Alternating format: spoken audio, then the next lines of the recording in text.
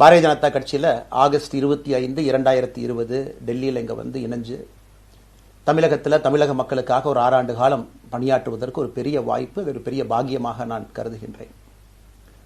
இன்னைக்கு எந்த இடத்துல இணைஞ்சனோ அதே இடத்துல வந்து மரியாதையோடு, பண்போடு, அன்போடு என்னுடைய பாதை வேறு பாதையில் பயணம் செய்யணும்.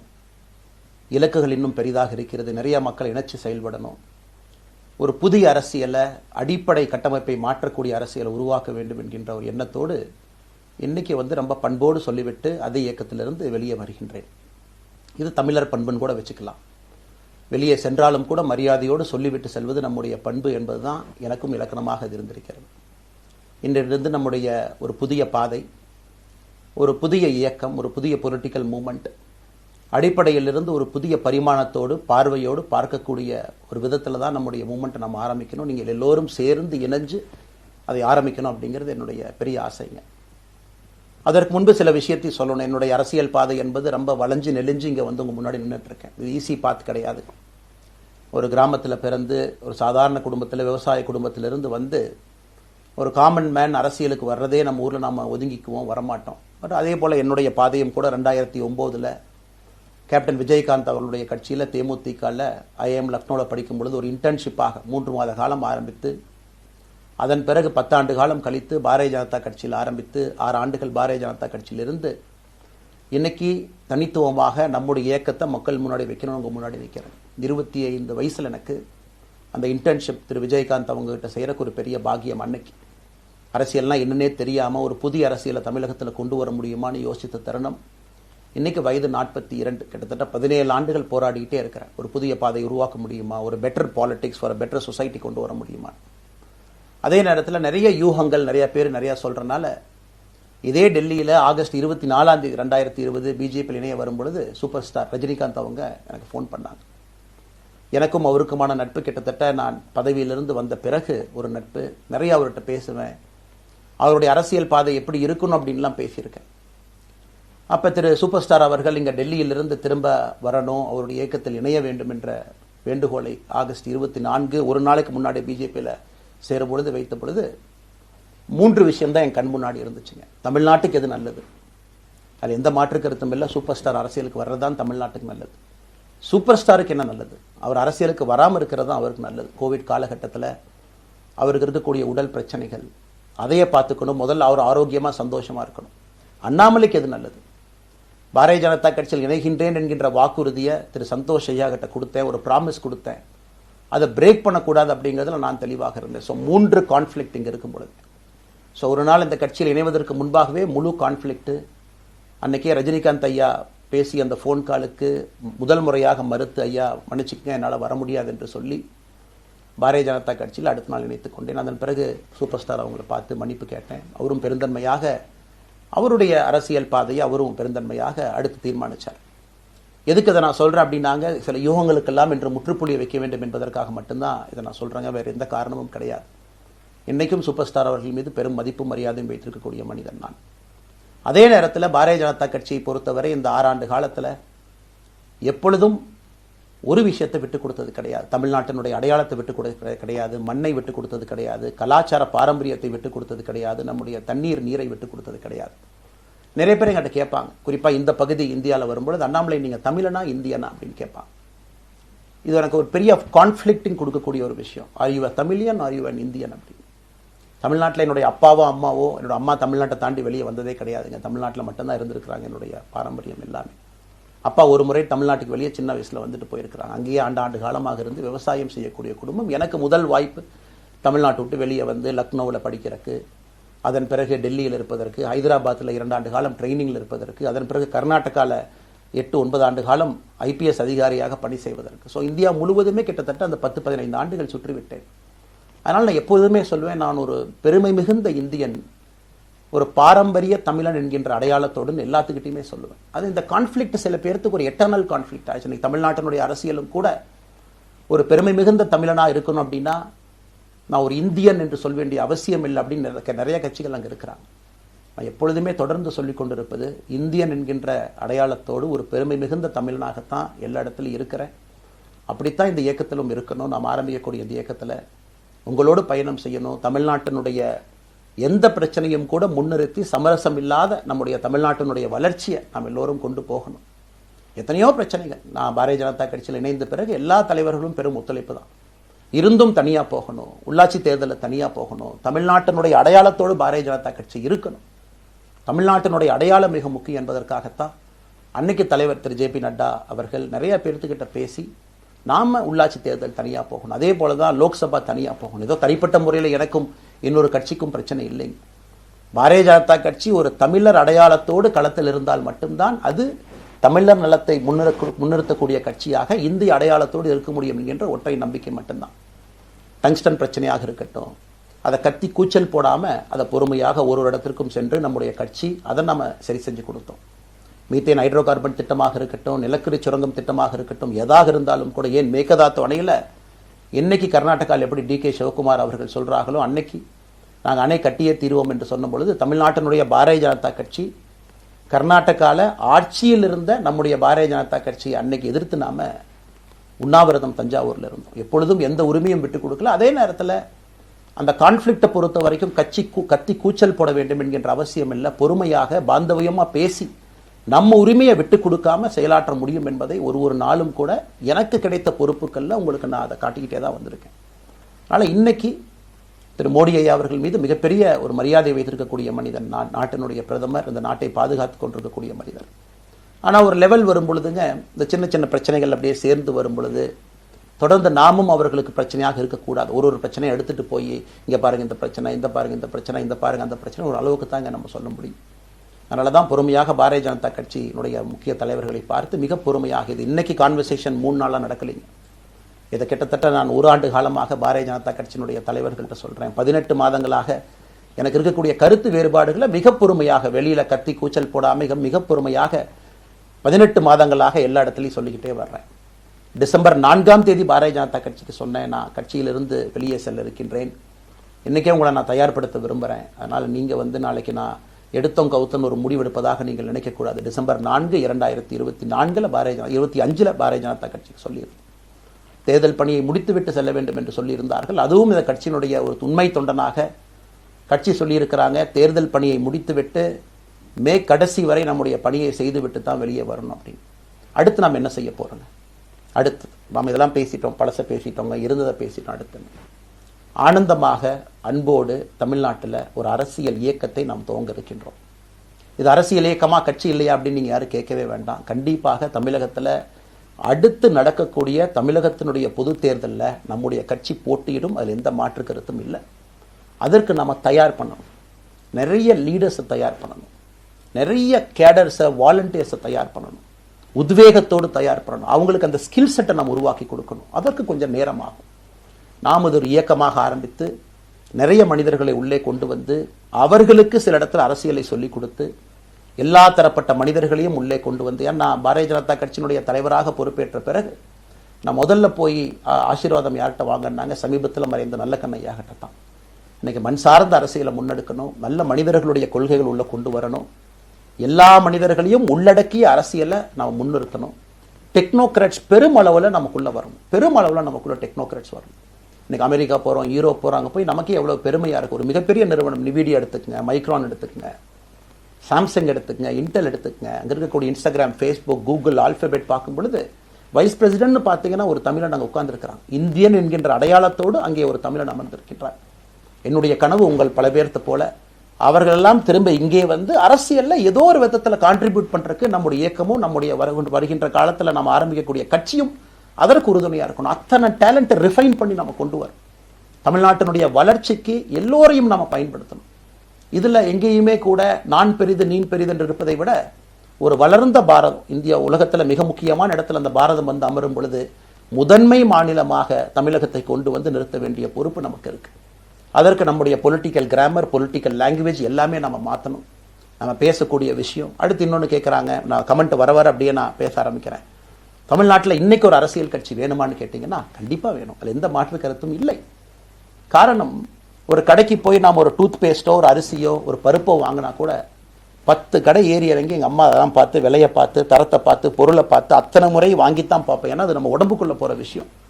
ஆனா அரசியல் கட்சி இன்னைக்கு எத்தனையோ கட்சிகள் இருந்தாலும் கூட என்னுடைய நம்பிக்கை, நம்முடைய நம்பிக்கை, வருகின்ற காலத்தில் நம்முடைய அரசியல் இயக்கம் கட்சியாக மாறும் பொழுது மக்கள் அந்த தரத்தை பிரித்து பார்ப்பார்கள்.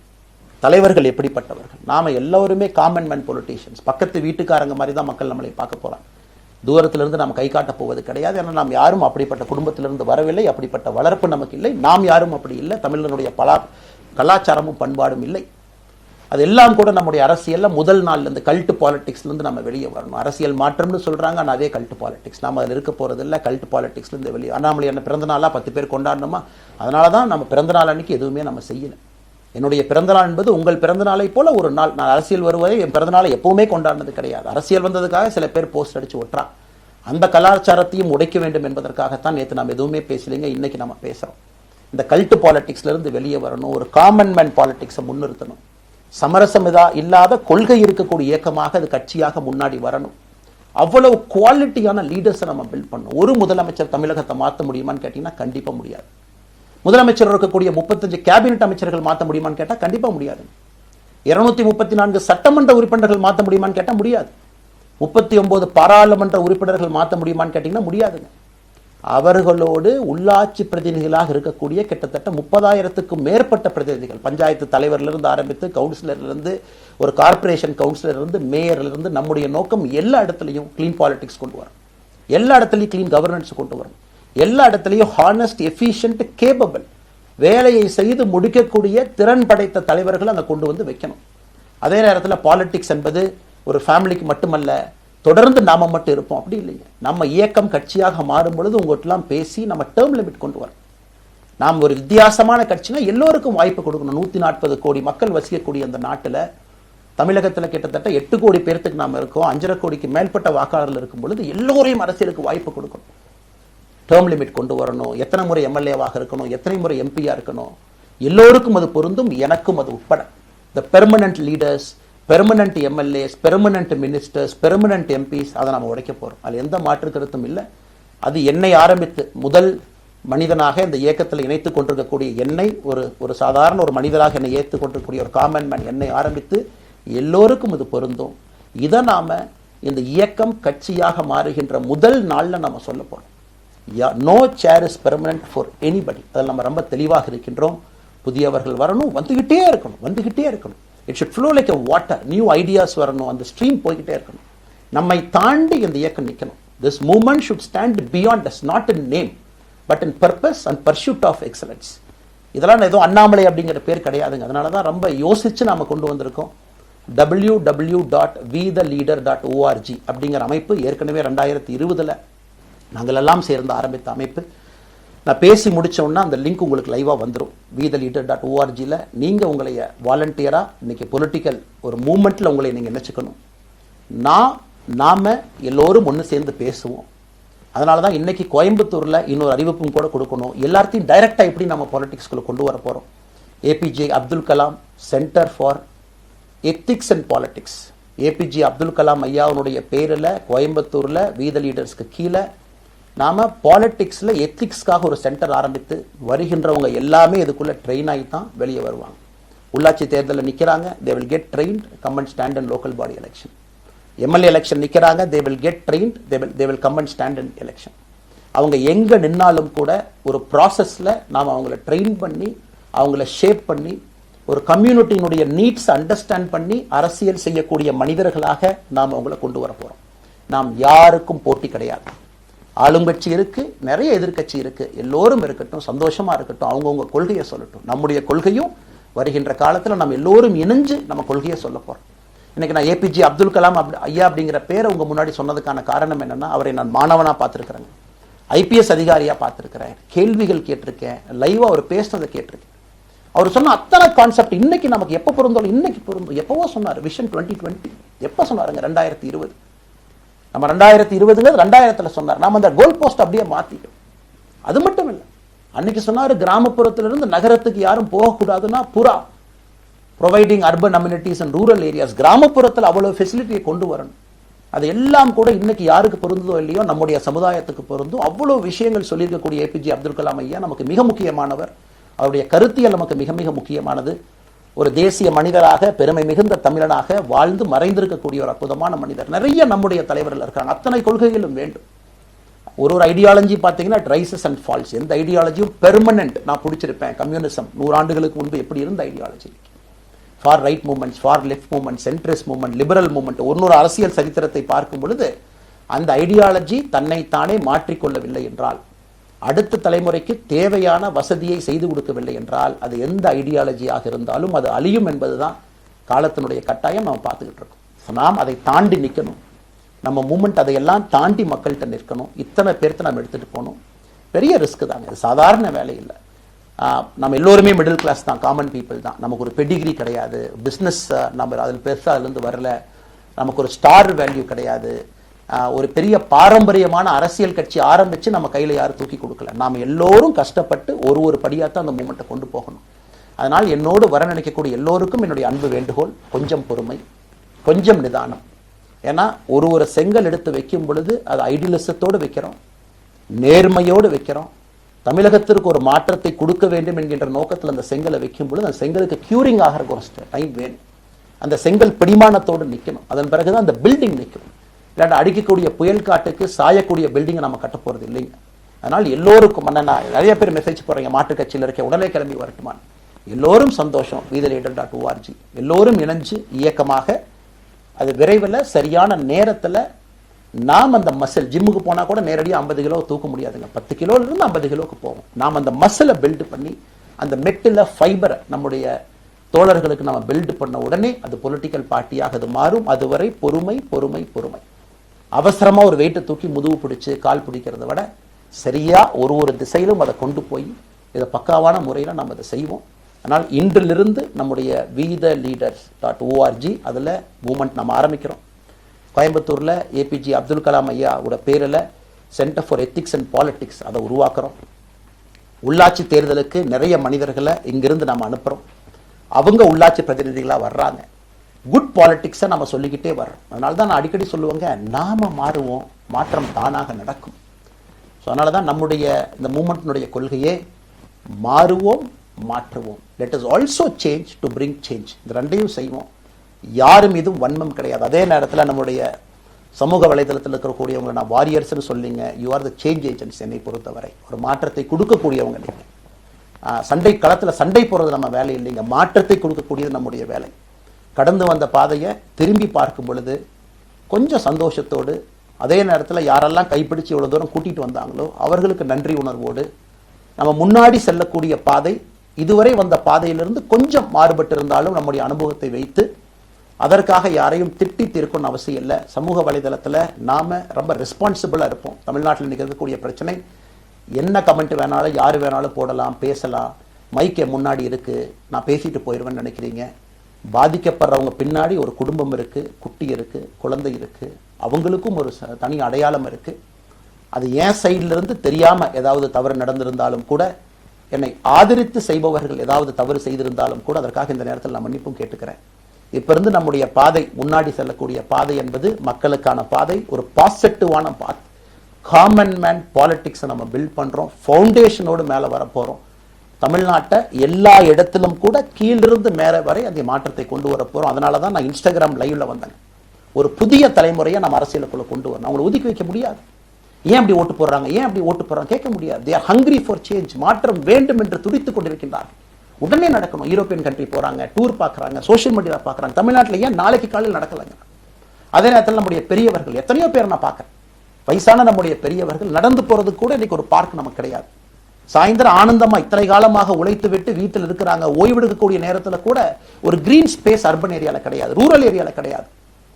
இத்தனை 60 ஆண்டு காலம் இந்த நாட்டில் வாழ்ந்தும் கூட கடைசி 20 ஆண்டுகள் நிம்மதியாக இருப்பதற்கான கட்டமைப்பை நம்ம உருவாக்கல. ஸோ எல்லாத்தையும் நம்ம யோசிக்கணும். ஒரு பக்கம் ஜென்சி, ஜென் ஆல்ஃபா யூத் இருக்காங்க, அந்த வேகத்துக்கு தீனி போகணும். இன்னொரு பக்கம் வயதான பெரியவர்கள், முதிர்ச்சி அடைந்தவர்கள், பக்குவப்பட்டவர்கள் இருக்கிறாங்க. அவங்களுடைய கடைசி காலத்தை பக்குவமாக வாழ்வதற்கான வசதியை நாம் ஏற்படுத்தி கொடுக்கணும். அதனால் ரொம்ப நேரம் நான் பேசிக்கிட்டே போலிங்க. அதனால் நிச்சயமாக வருகின்ற காலத்தில் நிறைய பேசுவோம், நிறைய விஷயங்களை நாம் பேசுவோம், நிறைய விஷயங்களை பகிர்ந்து கொள்வோம். அதனால் நிச்சயமாக நமக்கு நல்லது நடக்கும். இன்னொரு கேள்வி கேட்டிருக்கீங்க, ஏன்னா நான் பேச அது அப்படியே மேலே வந்துட்டு இருக்கேன். எனக்கு இது புதுசுங்க, அப்படியே நானும் மேனேஜ் பண்ணி பேசிகிட்டு இருக்கேன்.